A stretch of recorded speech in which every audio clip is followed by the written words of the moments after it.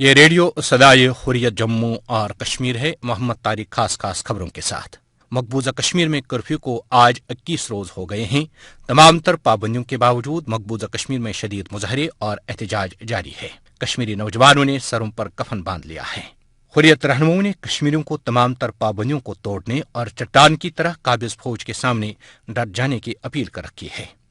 مقبوضہ کشمیر میں قابض انتظامیہ نے لوگوں کو غیر قانونی بھارتی قبضے اور جموں اور کشمیر کی خصوصی حیثیت ختم کرنے کے بھارتی اقدام کے خلاف احتجاجی مظاہروں سے روکنے کے لیے مقبوضہ کشمیر میں مسلسل 21ویں روز بھی سخت کرفیو اور دیگر پابندیوں کا نفاذ جاری رکھا۔ سخت محاصرے کے باعث کشمیریوں کو اس وقت بچوں کی غذا اور زندگی بچانے والی ادویات سمیت بنیادی اشیاء ضروریہ کی شدید قلت کا سامنا ہے اور مقبوضہ کشمیر بڑے انسانی المیہ کا منظر پیش کر رہا ہے۔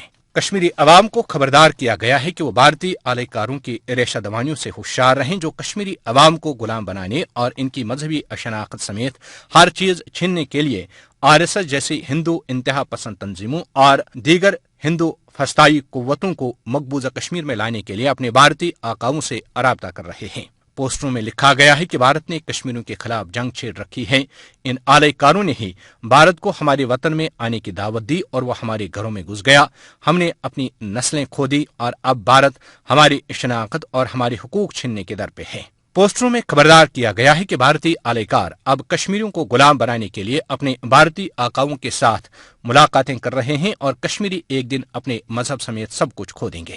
پوسٹروں میں لکھا گیا ہے کہ کشمیری یہ سب قبول نہیں کریں گے اور RSS کے غلام ہرگز نہیں بنیں گے۔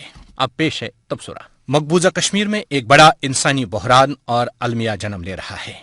زندگی سسک رہی ہے اور مقبوضہ کشمیر ایک بڑے جیل خانے کا منظر پیش کر رہا ہے۔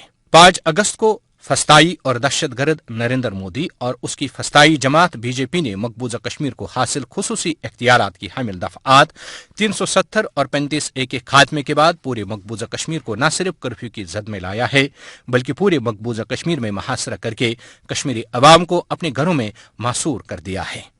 مواصلات کے تمام ذرائع منقطع کر دیے گئے اور یوں مقبوضہ کشمیر کا پوری دنیا سے رابطہ کٹ چکا ہے۔ نہ مقبوضہ کشمیر میں رہنے والے بیرون دنیا میں موجود اپنے پیاروں سے رابطہ کر پاتے ہیں اور نہ ہی مقبوضہ کشمیر سے باہر مقیم کشمیریوں کو اپنے پیاروں کے بارے میں کوئی اطلاع اور اتا پتہ ہے۔